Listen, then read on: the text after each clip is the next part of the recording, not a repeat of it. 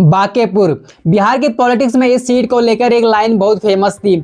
यहाँ बीजेपी अगर अपने कुत्ते बिल्ली को भी टिकट दे दे तो भी इलेक्शन आराम से जीत जाएगी, लेकिन इस बार ये परसेप्शन टूट गया। प्रशांत किशोर बांकेपुर से जीत गए और मुझे लगता है ये कहानी सिर्फ बीजेपी की हार या पीके की जीत की नहीं है, ये बिहार की पॉलिटिक्स में शुरू हो रहे एक नए पॉलिटिकल एक्सपेरिमेंट की कहानी है। आज हम रिजल्ट को नहीं, उस रिजल्ट के पीछे छुपे पॉलिटिकल मैसेज को समझने की कोशिश करेंगे। सबसे पहले रिजल्ट समझते हैं। बांकेपुर में बाई इलेक्शन इसलिए हुआ क्योंकि बीजेपी के सीनियर लीडर नितिन नवीन राज्यसभा चले गए और ये सीट खाली हो गई थी। जन स्वराज के फाउंडर प्रशांत किशोर ने बीजेपी के कैंडिडेट को 19,000 वोटों से हराकर ये सीट जीत ली, लेकिन रिजल्ट से भी ज्यादा इंपॉर्टेंट है ये कंस्टिट्यूएंसी। बांकेपुर सालों से बीजेपी का स्ट्रॉन्ग होल्ड माना जाता रहा है, इसीलिए ये जीत सिर्फ एक एमएलए की जीत नहीं, ये पॉलिटिकल स्टेटमेंट बन गई है। लेकिन मुझे लगता है अगर हम इस इलेक्शन को सिर्फ बीजेपी वर्सेस पीके की नजर से देख रहे हैं तो हम आधी कहानी देख रहे हैं, क्योंकि इस रिजल्ट का तीसरा चेहरा भी है, आरजेडी। सवाल सिर्फ ये नहीं है कि बीजेपी हारी, सवाल ये भी है कि क्या बिहार की अपोजिशन पॉलिटिक्स में जन स्वराज अपनी जगह बनाना शुरू कर चुकी है। ये सवाल शायद इस रिजल्ट का सबसे बड़ा पॉलिटिकल टेक अवे है। सिर्फ 9 महीने पहले की बात याद कीजिए।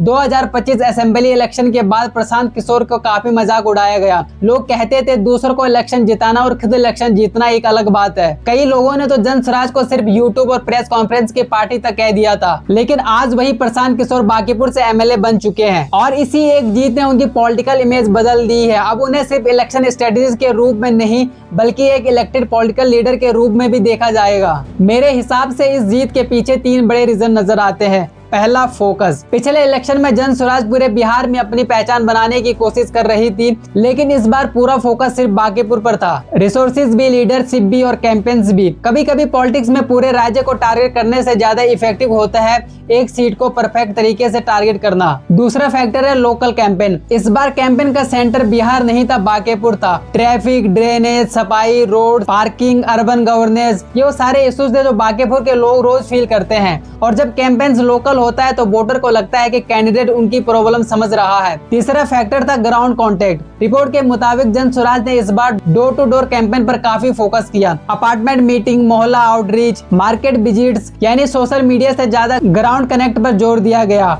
और शायद यही सबसे बड़ा डिफरेंस बना।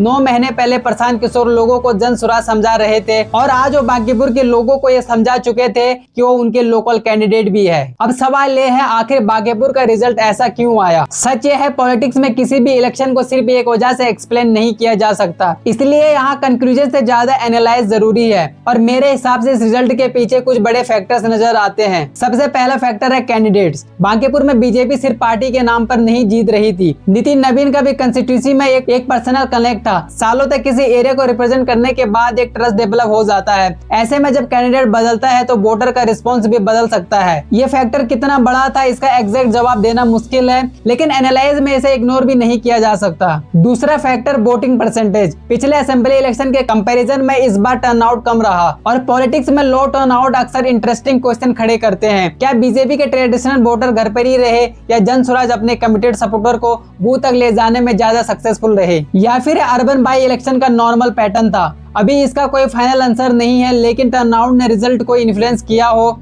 इस पॉसिबिलिटी को नजरअंदाज भी नहीं किया जा सकता। तीसरा फैक्टर खुद बांकेपुर। ये बिहार की टिपिकल रूरल कंस्टिट्यूंसी नहीं है, ये पटना की एक अर्बन सीट है। यहाँ बिजनेसमैन है, डॉक्टर्स है, गवर्नमेंट एम्प्लॉइज है, स्टूडेंट है और एक बड़ा एजुकेटेड मिडिल क्लास वोट करता है। ऐसे वोटर्स कई बार कास्ट इक्वेशन के साथ साथ कैंडिडेट की इमेज, कैंपेन्स और लोकल गवर्नेंस को भी इम्पोर्टेंस देती है। इसलिए बांकेपुर का रिजल्ट पॉलिटिकल एनालिस्ट के लिए और भी इंटरेस्टिंग बन जाता है। और एक फैक्टर जिस पर बात होनी चाहिए, पब्लिक मूड। पिछले कुछ महीनों में बिहार और नेशनल पॉलिटिक्स में कई ऐसे मुद्दे रहे जिन्होंने बीजेपी को क्रिटिसिज्म का सामना करवाया। बिहार में भरत इनकाउंटर को लेकर सवाल उठे, वहीं दिल्ली के जंतर मंतर पर प्रोटेस्ट कर रहे स्टूडेंट के साथ पुलिस के कार्रवाई और मारपीट की तस्वीरें भी सोशल मीडिया पर काफी चर्चा में रही। इनके अलावा भी कई पॉलिटिकल डिबेट और लॉ एंड ऑर्डर से जुड़े मुद्दे पब्लिक डिस्कशन का हिस्सा बने। अब सवाल ये उठता है, क्या इन सब घटनाओं का कोई इनडायरेक्ट असर अर्बन अर्बन वोटर्स के मूड पर पड़ा? इसका सीधा जवाब फिलहाल किसी के पास नहीं है। न ही अब तक कोई ऐसी पोस्ट, पोल सर्वे या क्रेडिबल एविडेंस सामने आए हैं जो ये कहे कि इन मुद्दों ने बांकीपुर के रिजल्ट को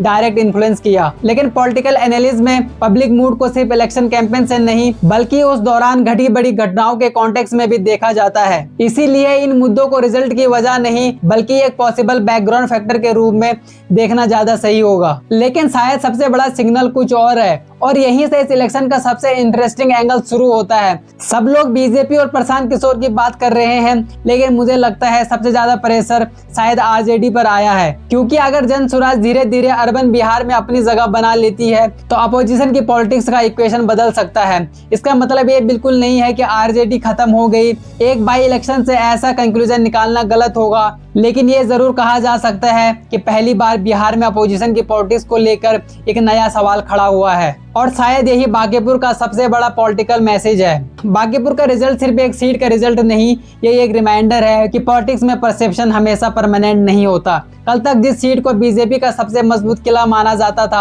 आज वही सीट जन स्वराज के पास है। लेकिन क्या ये बिहार 2026 का ट्रेलर है या सिर्फ एक बाई इलेक्शन की कहानी? इसका जवाब आज किसी के पास नहीं है, लेकिन एक बात जरूर है, बांकीपुर ने सिर्फ एक एमएलए नहीं चुना, उसने बिहार के पॉलिटिक्स में एक नई डिबेट शुरू कर दी है। अब देखना ये होगा कि ये डिबेट अगले इलेक्शन तक कितनी बड़ी बनती है। आपको क्या लगता है, क्या ये सिर्फ एक बाई इलेक्शन था या बिहार की बदलती पॉलिटिक्स का पहला सिग्नल? कमेंट करके अपनी राय हमारे साथ जरूर शेयर कीजिए।